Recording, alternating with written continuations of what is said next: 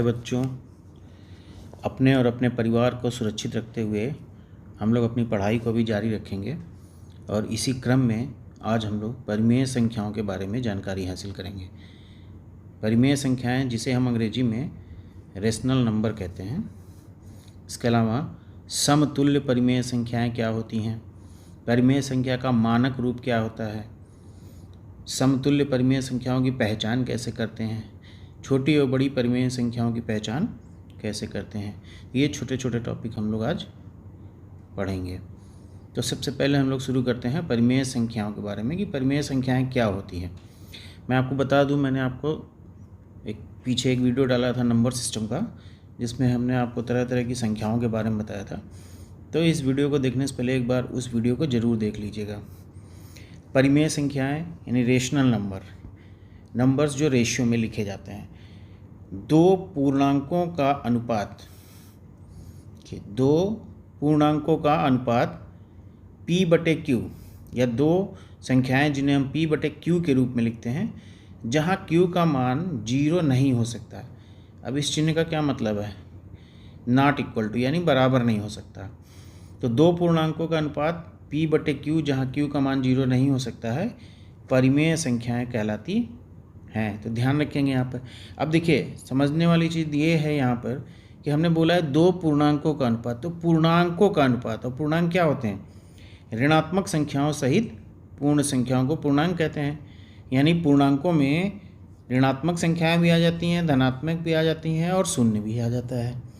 तो सभी प्रकार की संख्याएं ऋणात्मक, धनात्मक और शून्य ये पूर्णांक कहलाते हैं। तो यानी P और Q का मान ऋणात्मक या धनात्मक कोई भी हो सकता है, बट शर्त क्या है कि Q का मान 0 नहीं होना चाहिए। जरा उदाहरण देखिए, 0/2। यहाँ पर देखिए Q यानी कि जो हमारा हर के रूप में है, डिनोमिनेटर है, तो ये क्या है यहाँ पर 2। तो इसका मतलब ये एक परिमेय संख्या हो सकती है। 3/5 परिमेय संख्या, ऋण 3/5 भी एक परिमेय संख्या है, 4/7 भी परिमेय संख्या है। और अगर दोनों ही संख्याएं ऋणात्मक हो, ऋण 4/5, तो ये भी एक परिमेय संख्या है। तो ये कुछ एग्जाम्पल्स के द्वारा हमने आपको समझाया परिमेय संख्याएं यानी दो पूर्णांकों का अनुपात जहां Q का मान 0 नहीं होना चाहिए, परिमेय संख्याएं कहलाती हैं। अब देखिए, दो संख्याओं को हमने P/Q के रूप में लिखा है। तो यहाँ पर P/Q का मतलब क्या है? P मतलब जो संख्या ऊपर की तरफ हमने लिखी है उसको हम अंश कहते हैं, और अंग्रेजी में इसे क्या कहते हैं? न्यूमरेटर। इसी तरह से नीचे जो Q, नीचे वाली संख्या है Q, इसको हम क्या कहते हैं? हर। यानी P/Q क्या हुआ हमारा? अंश और हर। और हर को अंग्रेजी में क्या कहते हैं? डिनोमिनेटर। तो ध्यान रखिए, न्यूमरेटर अपॉन डिनोमिनेटर, अंश बटे हर। तो P जो पूर्णांक है वो क्या कहलाता है? अंश, और Q जो पूर्णांक है वो क्या कहलाता है? हर कहलाता है। ठीक है। अब जरा परिमेय संख्याओं और भिन्न में क्या अंतर होता है, जरा उसको भी समझ लेते हैं। तो देखिए, भिन्न जिसे हम अंग्रेजी में क्या कहते हैं? फ्रैक्शन। तो ये जो भिन्न होता है, ये दो धन पूर्णांकों का अनुपात होता है। देखिए, परिमेय संख्या क्या थी? पूर्णांकों का अनुपात था। तो पूर्णांकों में ऋणात्मक संख्याएं भी आ जाती हैं, लेकिन जो भिन्न होता है वो सिर्फ और सिर्फ धन पूर्णांकों का अनुपात होता है। P/Q के रूप में ही लिखा जाता है, लेकिन यहाँ भी Q का मान 0 नहीं होता है। इसका मतलब अगर हम कोई भी संख्या धनात्मक अनुपात में लिखते हैं, 3/7, 3/5, 4/9, 12/17, तो ये सब क्या धन पूर्णांकों का अनुपात है। तो ये सभी भिन्न है, और इस तरह से हम परिमेय संख्याओं को भी लिख सकते हैं। इसका मतलब क्या हुआ कि सभी भिन्न जो होती हैं वो परिमेय संख्याएं भी होती हैं, लेकिन सभी परिमेय संख्याएं भिन्न नहीं हो सकती हैं। देखिए, भिन्न का उदाहरण 3/5, 7/12, जहाँ 3 और 7 अंश है और 5 और 12 हर के रूप में दर्शाया गया है। अब परिमेय संख्याओं को हम दो तरह से दिखा सकते हैं, दर्शा सकते हैं। धनात्मक परिमेय संख्याएं जहां P और Q ये एक धन पूर्णांक होते हैं। धनात्मक परिमेय संख्या का मतलब क्या हुआ कि P और Q का मान धनात्मक होगा, यानी P और Q धनात्मक संख्याएं होगी। उदाहरण देखिए,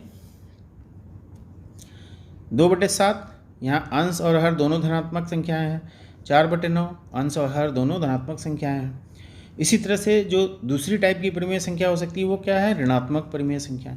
तो धनात्मक और ऋणात्मक। अब ऋणात्मक परिमेय संख्याएं कैसे पहचानेंगे, P अथवा Q में कोई भी एक पूर्णांक अगर ऋणात्मक है तो उसे हम ऋणात्मक परिमेय संख्याएं कहेंगे। यानी अंश या हर में कोई भी एक संख्या अगर ऋणात्मक है तो वो ऋणात्मक परिमेय संख्या कहलाती है। जैसे देखिए ऋण 2/7 या 4/9, ये दोनों हैं तो परिमेय संख्या, लेकिन किस प्रकार की हैं, ऋणात्मक परिमेय संख्या है। ठीक है, तो ध्यान रखिएगा इस चीज़ को। और इसी से संबंधित दो छोटे छोटे रूल हैं, जरा उसको भी देख लेते हैं। देखिए पहला रूल, a/b अगर कोई संख्या a/b या p/q एक ही बात है, आप p/q भी लिख सकते हैं, a/b भी लिख सकते हैं, x/y भी लिख सकते हैं, कोई भी बीजीय अंक यूज कर सकते हैं परिमेय संख्या को दर्शाने के लिए। तो देखिए यहाँ पर a/b यानी a अंश है, b हर है। अगर इसी को हम ऋण a/b लिखते हैं तो हमें पता है कि अगर ऊपर नीचे दोनों ऋण हैं तो वो कैंसिल आउट हो जाते हैं, वो भी एक धनात्मक संख्या ही होती है। यानी a/b और ऋण a/b दोनों धनात्मक परिमेय संख्याएं हैं, क्योंकि ऋण a/b बराबर a/b। अगर दोनों अंश और हर ऋणात्मक हैं तो वो a/b ही होता है, ऋण ऋण कैंसिल आउट हो जाते हैं। सेकेंड रूल देखिए, ऋण a/b और a/b यानी एक संख्या में तो अंश ऋणात्मक है और दूसरे में हर ऋणात्मक है, तो ये दोनों ऋणात्मक परिमेय संख्याएं हैं, दोनों ही ऋणात्मक परिमेय संख्याएं कहलाती हैं, चाहे उसमें अंश ऋणात्मक हो या हर ऋणात्मक हो। और इसके लिए याद रखिए ऋण a/b ये बराबर होता है a/b या ऋण a/b। और एक चीज़ हमेशा ध्यान रखिए कि हर अगर ऋणात्मक में है, हर अगर ऋणात्मक संख्या है तो कोशिश करना चाहिए कि हमेशा उसको धनात्मक में कन्वर्ट कर लें, और धनात्मक में कन्वर्ट करने के लिए अंश और हर दोनों को ऋण से मल्टीप्लाई कर देंगे। तो वही संख्या जैसे ऋण a/b है, तो a/b को हम ऋण ऋण से मल्टीप्लाई करेंगे तो ऋण ऋण धन यानी ऋण a/b आ जाएगा। तो ऋण a/b ये बराबर है a/b के, या हम इसको लिख सकते हैं ऋण a/b, यानी अंश और हर दोनों ही ऋणात्मक हो सकते हैं। अब देखिए यहाँ पर तीसरा इंपॉर्टेंट पॉइंट, तीसरा रूल समझ लीजिए कि प्रत्येक पूर्णांक को अंग्रेजी में इंटीजर कहते हैं, एक परिमेय संख्या है। यानी कोई भी पूर्णांक अगर दिया हो, चाहे वो ऋणात्मक हो, धनात्मक हो या इवन शून्य हो, शून्य भी पूर्णांक है हमारा, तो वो एक परिमेय संख्या होती है। क्योंकि किसी भी संख्या का बटे 1 अगर हम लिख देते हैं तो उस संख्या के मान में कोई परिवर्तन तो होता नहीं है, लेकिन वो एक परिमेय संख्या में बदल जाती है। इसलिए हम कह सकते हैं कि प्रत्येक पूर्णांक एक परिमेय संख्या है। अब जैसे देखिए यहाँ पर हमने एक संख्या ली p, अब इस p को हम p/1 लिख सकते हैं, या ऊपर नीचे दोनों 2 से गुणा कर दें 2p/2 लिख सकते हैं, तो कट गया p बचा। 3 से गुणा कर दें ऊपर नीचे अंश और हर में, तो ये आ गया 3p/3, 3 कट गया। फिर ऋण से गुणा कर दें, ऋण 1p/1 ये भी कट जाएगा, ऋण 2p/2 कट जाएगा। तो देखिए सभी संख्याएं क्या है, p ही है, एक तरह से ये सब संख्याएं एक ही हैं। तो हम अगर कोई भी पूर्णांक संख्या हमको दी गई हो तो उसको हम परिमेय संख्या में बदल सकते हैं। यानी हम ये सिंपल भाषा में ये कह सकते हैं कि प्रत्येक पूर्णांक एक परिमेय संख्या होती है। अब जरा एक उदाहरण देखिए, पूर्णांक 6 को परिमेय संख्याओं में लिखना। जैसे हमको एक पूर्णांक दे दिया गया 6, तो ये एक धनात्मक संख्या है। अब इसको अगर हम 6/1 लिख दें तो देखिए हमको अंश भी मिल गया, हर भी मिल गया, संख्या के मान में कोई परिवर्तन नहीं हुआ। अब इसी संख्या 6 को ऊपर नीचे 2 से गुणा कर दें तो ये हो गया 12/2, 3 से गुणा कर दें 18/3, 4 से गुणा, ऋण 1 से गुणा कर दें तो ऋण 6/1, ऋण 2 से गुणा कर दें तो ऋण 12/2। तो ये सभी संख्याएं एक तरह से देखा जाए तो क्या 6 ही है, लेकिन हमने इसको विभिन्न तरह से या विभिन्न तरीकों से परिमेय संख्याओं के रूप में दर्शा दिया है। तो कोई भी पूर्णांक संख्या अगर है तो उसे हम परिमेय संख्या लिख सकते हैं, यानी प्रत्येक पूर्णांक एक परिमेय संख्या होती है। ध्यान रखें इस चीज़ को। एक और उदाहरण देखिए, 0। ये क्वेश्चन भी पूछा जाता है कि 0 क्या 0 परिमेय संख्या है? बिल्कुल है 0 परिमेय संख्या, लेकिन कब? जब वो अंश की जगह पे होगी। तो 0/1 लिख सकते हैं, 0/2 लिख सकते हैं, 0/3 लिख सकते हैं, 0/1। अब इन सब का मान तो देखा जाए तो क्या होगा, 0 ही होगा, लेकिन हमने इन सबको परिमेय में बदल दिया ना, यानी शून्य भी एक परिमेय संख्या है और इसके इनफाइनाइट अनंत मान हो सकते हैं। ठीक है, तो समझ में आ गया आपको कि पूर्णांक भी एक परिमेय संख्या होती है। अब यहाँ पर देखिए, समतुल्य संख्याएं या तुल्यांकी परिमेय संख्याएं किसे कहते हैं। अब समतुल्य का मतलब क्या है, जो तुलना में समान हो, या तुल्यांकी परिमेय संख्याएं क्या है, जिनकी तुलना की जा सके, जो संख्याएं तुलनात्मक हो। तो कैसे बनाते हैं तुल्यांकी परिमेय संख्याएं, जरा इसको समझ लेते हैं। या समतुल्य संख्याएं क्या होती हैं। किसी भी परिमेय संख्या में उसके अंश तथा हर में समान पूर्णांकों या प्राकृतिक संख्या, तो पूर्णांकों में प्राकृतिक संख्या अपने आप आ जाती है, तो आप पूर्णांकों समझ लीजिए कि इस अंश तथा हर में समान पूर्णांकों, अब ये पूर्णांक धनात्मक भी हो सकते हैं और ऋणात्मक भी हो सकते हैं, से गुणा करने पर, जैसे 1, 2, 3, 4, 5 या ऋण 1, ऋण 2, ऋण 3, ऋण 4, इन सब से अगर गुणा करते हैं अंश और हर में, तो उससे अनेकों परिमेय संख्याएं बनाई जा सकती हैं और उन सभी परिमेय संख्याओं के मान समान होते हैं, इसलिए उन्हें हम तुल्यांकी परिमेय संख्याएं कहते हैं। अब इस चीज़ को एक उदाहरण से समझिए, ज़्यादा आसानी से समझ में आ जाएगा। जैसे मान लीजिए हमें 3/5 की तुल्यांकी परिमेय संख्याएं लिखना है, तो 3/5 एक परिमेय संख्या है। अब इस 3/5 परिमेय संख्या में हम क्रमशः पूर्णांकों का अंश और हर में गुणा करते जाएं। जैसे 3/5 में पहले हमने 1 का गुणा कर दिया, फिर 2 का गुणा कर दिया, फिर 3 का गुणा कर दिया, फिर 4 का गुणा कर दिया। इस तरह से हम इनफाइनाइट अनंत संख्याएं लिख सकते हैं। अब जरा इन संख्याओं के मान को देखते हैं, क्या फ़र्क पड़ता है इनके मान पर। तो देखिए, जब हम इस तरह से करते हैं तो ये हमको पहली संख्या मिलती है 3/5, दूसरी मिलती है 6/10, तीसरी मिलती है 9/15 और चौथी मिलती है 12/20। तो अगर देखा जाए तो 3/5 को हम इन अलग अलग रूपों में लिख सकते हैं और इन सभी संख्याओं को जब हम सरल संख्या में बदलेंगे या सरलतम रूप में लिखेंगे तो वो फिर से 3/5 आ जाएगी। यानी 3/5 को ही हम इन अलग अलग परिमेय संख्याओं के रूपों में लिख सकते हैं और ये सभी संख्याएं क्या हैं, समान हैं, इसलिए इन संख्याओं को हम समतुल्य संख्या कहते हैं। जैसे देखिए 3/5 है, 3/5 में हमने 1 से गुणा किया था तो 3/5 आया था, 2 से गुणा किया था तो 6/10 आया था। अब इसी को 2 से भाग दे दीजिए तो 2 तिहाई 6, 2 पंचे 10, फिर से 3/5 आ गया।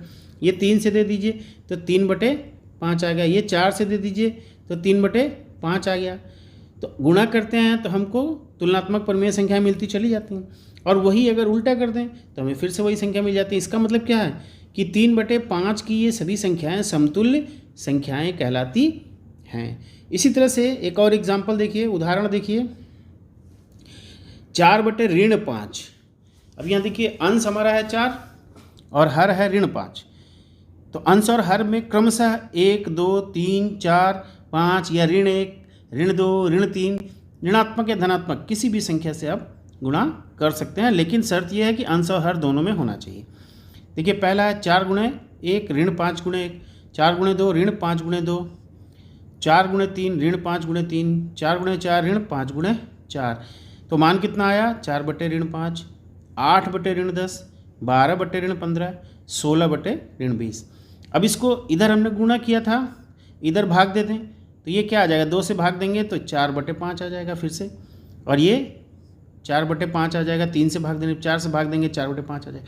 यानी हम ये कह सकते हैं कि 4/5 की ये सभी संख्याएं समतुल्य संख्याएं हैं, इनकी आपस में तुलना की जा सकती है और ये संख्याएं इनफाइनाइट तक बनाई जा सकती हैं, अनंत तक बनाई जा सकती हैं। तो समतुल्य संख्याएं क्या होती हैं, जिन संख्याओं में निश्चित पूर्णांक से अंश और हर में गुणा करके हम अनंत तरह की संख्याओं को बना सकते हैं, परिमेय संख्याओं को बना सकते हैं, और ये सभी संख्याएं एक दूसरे की समतुल्य संख्याएं या तुलनात्मक संख्याएं कहलाती हैं। चलिए अगला पॉइंट समझते हैं। जीरो की बात करते हैं थोड़ा सा, क्योंकि जीरो में बड़ा कन्फ्यूज़न हो जाता है। तो जीरो में कन्फ्यूज़न नहीं होना चाहिए बच्चों। देखिए जीरो ना तो धनात्मक संख्या है और ना ही ऋणात्मक पूर्णांक है। ना जीरो को हम ना धन जीरो लिख सकते हैं ना ऋण जीरो लिख सकते हैं। अर्थात जीरो से अगर हम किसी परिमेय संख्या को गुणा करके समतुल्य परिमेय संख्या बनाना चाहें तो हमको नहीं प्राप्त हो सकती है, क्योंकि अगर हम जीरो से अंश और हर में गुणा करेंगे तो हर का मान क्या आ जाएगा, जीरो, और हर का मान अगर जीरो आ गया तो ये संख्या परिमेय संख्या नहीं हो सकती है। जैसे देखिए 3/4 में जीरो से गुणा करेंगे तो जीरो से किसी भी संख्या में हम गुणा करते हैं तो क्या आता है मान, जीरो, यानी ये आ गया 0/0। तो अब हर भी जीरो है, अंश भी जीरो है, तो ये कोई भी संख्या नहीं हो सकती है, ये एक परिमेय संख्या नहीं है, क्योंकि Q का मान यहाँ पर जीरो है। ठीक है, तो साधारण तरीके से इसको समझ लीजिए। अब जरा देखिए परिमेय संख्याओं को सरल रूप में कैसे बदला जाता है। सरल रूप का मतलब क्या है, सबसे छोटा, उसको काटते जाएं और तब तक उसको सरल करते जाएं जब तक कि वो सबसे नीचे की संख्या ना प्राप्त कर ले जिसको हम फिर से डिवाइड ना कर सकें। मतलब उसको मानक तरीके से समझिए कि परिमेय संख्याओं को सरलतम रूप में या उसके मानक रूप में व्यक्त करना। मानक रूप का मतलब जिससे छोटा ना किया जा सके। किसी परिमेय संख्या के अंश तथा हर में उसके निरपेक्ष मानों, निरपेक्ष मान का मतलब होता है चिन्ह को कंसाइडर नहीं करते हैं। जैसे कोई संख्या ऋण 5 है तो उसका निरपेक्ष मान 5 हो जाएगा। निरपेक्ष मानों के महत्तम समापवर्तक से भाग देने पर सरलतम परिमेय संख्या प्राप्त होती है। एक उदाहरण से समझिए, आसानी से समझ में आ जाएगा। फिर से एक बार जरा सुन लीजिए। किसी परिमेय संख्या के अंश तथा हर में उसके निरपेक्ष मानों के, निरपेक्ष मान का मतलब चिन्ह हटाकर, महत्तम समापवर्तक से भाग देने पर सरलतम परिमेय संख्या प्राप्त होती है। महत्तम समापवर्तक क्या होता है, वह बड़ी से बड़ी संख्या जिससे अंश और हर दोनों कट जाएं, महत्तम समापवर्तक कहलाता है। जरा उदाहरण देखिए, हमने एक संख्या ली परिमेय संख्या 8/12, ये एक भिन्न भी है, तो भिन्न और परिमेय संख्या दोनों को सरल करने का ये तरीका है। 8/12 को सरलतम रूप में बदलना है। अब 8/12 में वो कौन सी बड़ी से बड़ी संख्या है जिससे अंश और हर दोनों कट जाए, तो देखिए 8 और 12 का महत्तम समापवर्तक कितना आएगा, 4, यानी वह बड़ी से बड़ी संख्या जिससे अंश और हर दोनों विभाजित होते हो महत्तम समापवर्तक कहलाएगा। तो यहाँ पर 4 से 8 भी कट जाएगा और 12 भी कट जाएगा। अब 4 से ऊपर कोई संख्या ले 5 तो ना तो 8 कटेगा ना 12 कटेगा, कोई संख्या नहीं कटेगी। तो सबसे बड़ी संख्या क्या हो जाएगी यहाँ पे, 4। तो इस अंश और हर में 4 से भाग दे देंगे। तो जब हम 4 से इसमें भाग देते हैं, देखिए 8/4 12/4 कितना आ गया, 2/3। अब ये जो संख्या हमने ली थी, यानी हमने संख्या ली थी 8/12, ये 8/12 का सबसे सरलतम रूप क्या है, 2/3। तो इस 2/3 को हम इसका मानक रूप, सरलतम रूप, या हम प्राइम नंबर भी कह सकते हैं। प्राइम नंबर का मतलब अभाज्य संख्याएं। अब ये ऐसी संख्या हमको प्राप्त हो जाती है जो 1 से और स्वयं से ही विभाजित होगी और किसी अंक से या संख्या से विभाजित नहीं होगी। यानी 2 और 3 को अगर हमें विभाजित करना हो तो ये स्वयं यानी 2 और 3 से ही विभाजित हो सकती है या फिर 1 से हो सकती है। तो ऐसे नंबर को हम प्राइम नंबर या अभाज्य संख्याएं कहते हैं। तो फिर से समझ लीजिए, अभाज्य संख्या यानी प्राइम नंबर, जो संख्याएं 1 तथा स्वयं से विभाजित होती हैं उन्हें अभाज्य संख्याएं कहते हैं। अब हमारा जो मानक रूप आया है वो आया है 2/3।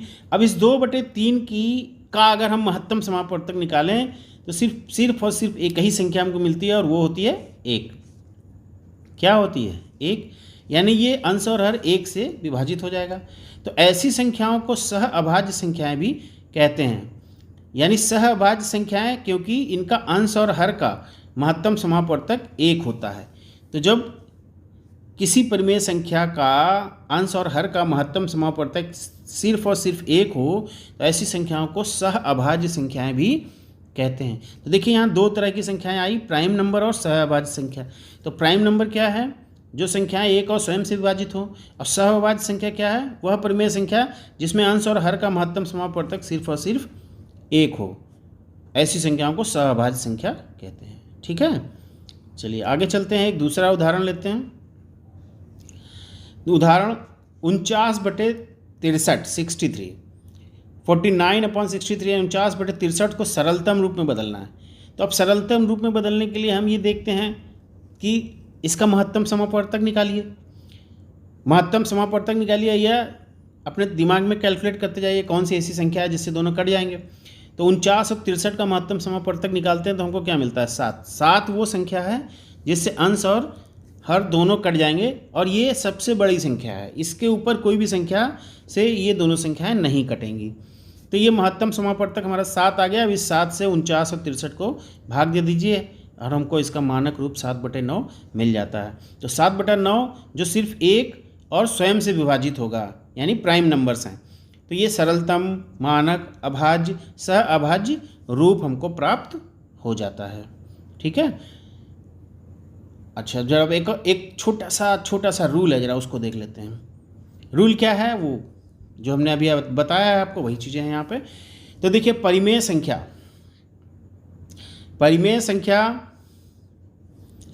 P/Q को हम सरलतम रूप में तभी मान सकते हैं, परिमेय संख्या P/Q को सरलतम रूप में तभी मान सकते हैं जब Q धनात्मक पूर्णांक हो। तो ध्यान रखिए, यहाँ पर ये कंडीशन है कि परिमेय संख्या मानक रूप में तभी होगी जब Q धनात्मक हो तथा P और Q का महत्तम समापवर्तक 1 हो, यानी अंश और हर सह अभाज्य संख्याएं हों। उदाहरण देखिए, जैसे हमने एक परिमेय संख्या ली 8/14, इसको हमें सरलतम रूप में बदलना है। तो ऋण 14 का तो सबसे पहले निरपेक्ष मान निकाल लेंगे, तब हम उसका महत्तम समापवर्तक निकालेंगे। तो ऋण 14 का निरपेक्ष मान कितना हो गया? 14। अब 8 और 14 का महत्तम समापवर्तक कितना आया? 2। यानी वह बड़ी से बड़ी संख्या जिससे दोनों कट जाए क्या है? 2। 2 से भाग दे दीजिए, ये आ गई संख्या हमारी 4/7। अब देखिए, यहाँ पर जो हमारा अंश है वो क्या है? ऋणात्मक है। और हमने अभी रूल में क्या पढ़ा कि परिमेय संख्या सरलतम रूप से तभी होगी जब Q धनात्मक पूर्णांक हो। तो अब इस ऋण 7 को हमें धनात्मक पूर्णांक में बदलना है। अंश को, हर को धनात्मक पूर्णांक में बदलने के लिए अंश और हर दोनों में ऋण 1 से गुणा कर देते हैं। तो ऋण 1 से जब हम इसमें गुणा करेंगे, देखिए ऋण 1 से जब हम इसमें गुणा करेंगे तो क्या बनेगा?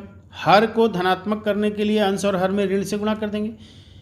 तो 4/7 या ऋण 1/1 अंश और हर में ऋण 1 से गुणा कर देते हैं या ऋण चिन्ह का केवल गुणा कर देते हैं, तो ये हमको मिल जाता है ऋण 4/7। यानी 4/7 ये बराबर क्या आ गया? ऋण 4/7। और ये बराबर क्या होगा? ऋण 4/7।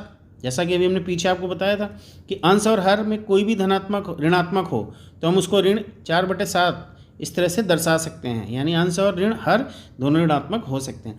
अब ये जो संख्या हमारी ऋण 4/7 आई है, ये मानक रूप हो गया, सरलतम रूप हो गया, अभाज्य संख्या हो गई और सह अभाज्य संख्या हो गई। ठीक है। अब देखिए जरा अगला रूल, या ये कह लीजिए कि अगला नियम कि समान परिमेय संख्याएं कैसे पता करेंगे।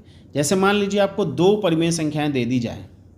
अब इन 2 परिमेय संख्याओं में आपको ये पता करना है कि ये दोनों समान है या नहीं है, यानी दोनों परिमेय संख्याएं समान परिमेय संख्या है कि नहीं है। तो 2 परिमेय संख्याएं समान हैं, समतुल्य हैं, नहीं हैं, इसका पता कैसे करेंगे? तो देखिए, इसका पता लगाने के लिए हमारे पास 3 तरीके हैं।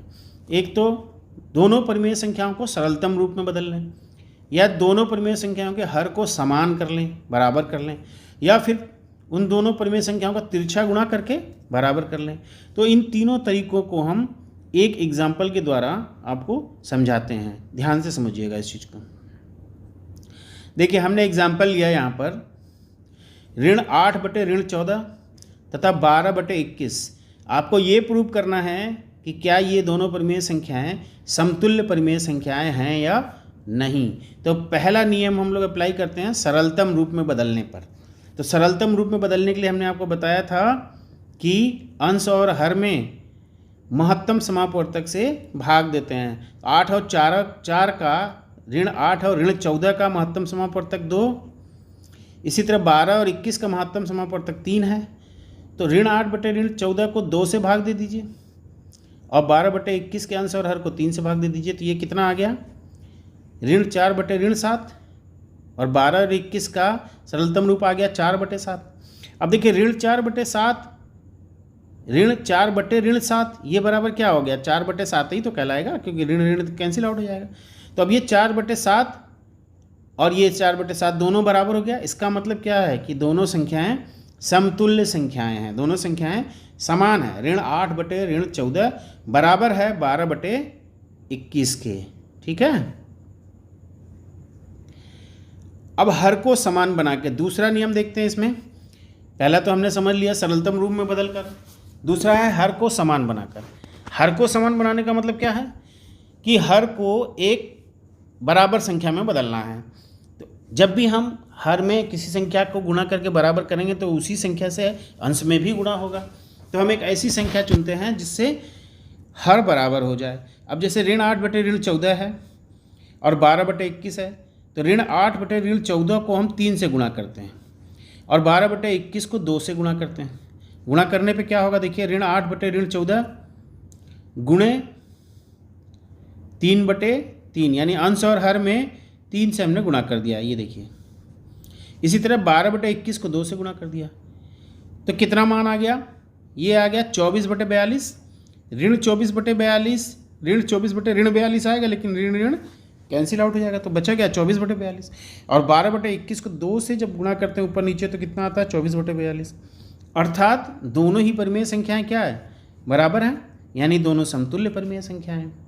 समझ में आ गई बात। तो दूसरे नियम को हम अप्लाई करके भी ये प्रूव कर सकते हैं कि ये दोनों संख्याएं परिमेय संख्याएं हैं या नहीं हैं।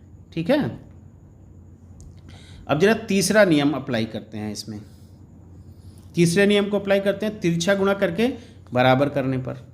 तो ऋण 8/14 और 12/21 इसका तिरछा गुणा कर देते हैं, पहले वाले अंश का दूसरे के हर से और पहले वाले हर का दूसरे के अंश से, और बराबर कर देते हैं। तो ये रूल क्या है, रूल देखिए, a/b तिरछा गुणा करते हैं c/d, तो ये हो जाता है a × d बराबर b × c। ठीक है। तो यहाँ पर देखिए ऋण 14 × 12 बराबर ऋण 8 × 21 आया।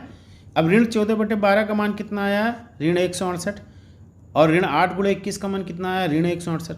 तो दोनों ही मान बराबर हैं, और जब दोनों ही मान बराबर है तो ये दोनों संख्याएं क्या हैं, समतुल्य परिमेय संख्याएं हैं। तो इन तीनों तरीके से हम समतुल्य परिमेय संख्याओं को की जांच कर सकते हैं।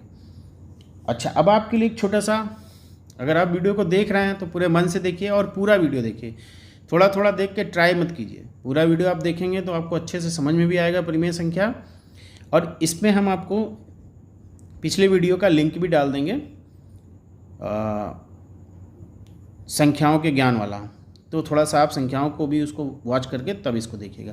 तो देखिए यहाँ पे 2 प्रॉब्लम हम आपको दे रहे हैं। ये 2 प्रॉब्लम हैं, ऋण 8/12 तथा 30/45 की समानता की जांच करनी है आपको। इसी तरह से 3/4 और ऋण 9/12 की समानता की जांच करनी है कि ये समान परिमेय संख्याएं हैं या नहीं हैं।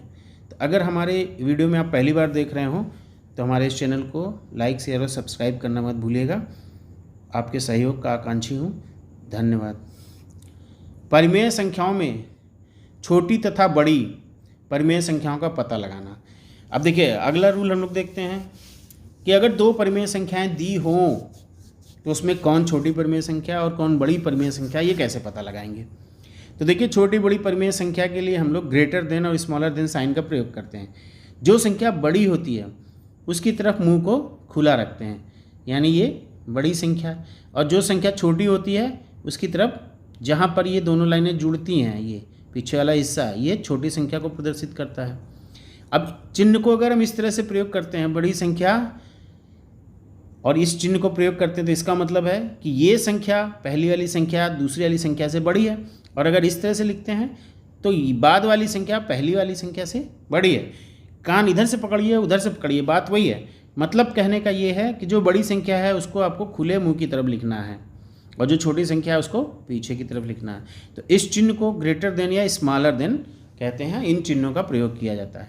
अब एक एग्जाम्पल से जरा इसको समझते हैं।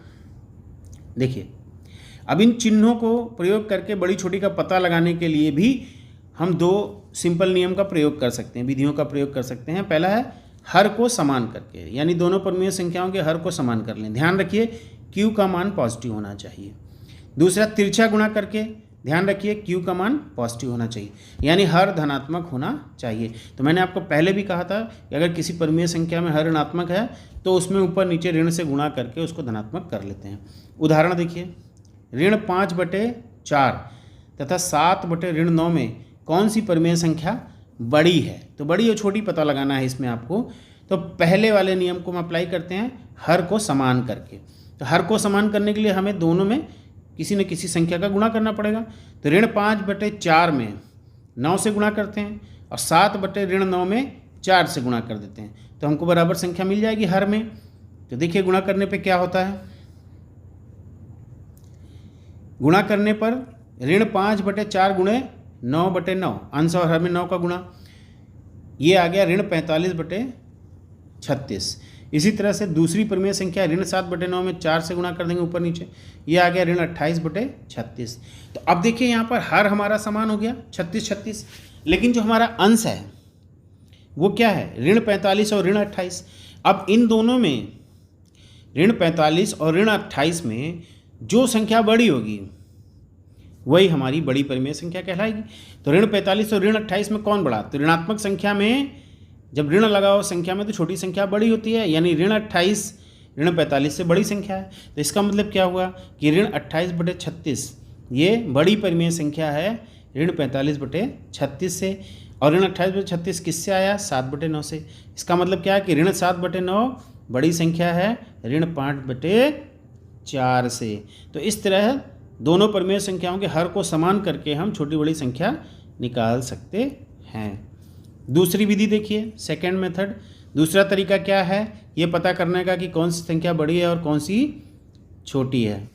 देखिए तिरछा गुणा करके कर लेते हैं। तिरछा गुणा संख्या है ऋण 5/4 और ऋण 7/9, तो अंश का हर से और हर का अंश से गुणा कर देंगे दूसरी संख्या से। तो ये हो गया ऋण 5 × 9 तथा ऋण 7 × 4, कितना आया? ऋण 45, और इसका मान कितना आया? ऋण 28। तो ऋण 45 और ऋण 28 में कौन बड़ा है? ऋण 28 बड़ा है। तो ऋण 28 इज ग्रेटर देन ऋण 45, अर्थात ऋण 7/9 ये एक बड़ी परिमेय संख्या है। ठीक है, तो इस तरह से हर को समान बनाकर और तिरछा गुणा करके हम दो परिमेय संख्याओं में ये पता लगा सकते हैं कि कौन सी परिमेय संख्या छोटी है और कौन सी परिमेय संख्या बड़ी है। अब एक छोटा सा प्रॉब्लम आपको दे रहा है, इसको घर पर करिएगा, ठीक है, और कोशिश करिएगा इसको हल करने की। 6/5 और 7/6 में से कौन सी परिमेय संख्या बड़ी है ये आपको निकालना है। ठीक है, थैंक्स। अच्छा, अगर ये वीडियो आपको पसंद आया हो या इसमें कोई कमी हो तो कमेंट बॉक्स में ज़रूर लिखेंगे, और हमारे चैनल को लाइक शेयर और सब्सक्राइब करेंगे, अपने फ्रेंड्स को भी शेयर करेंगे। Thank you. यदि ये वीडियो आपको पसंद आया हो तो इसे लाइक शेयर सब्सक्राइब करना मत भूलिएगा। धन्यवाद।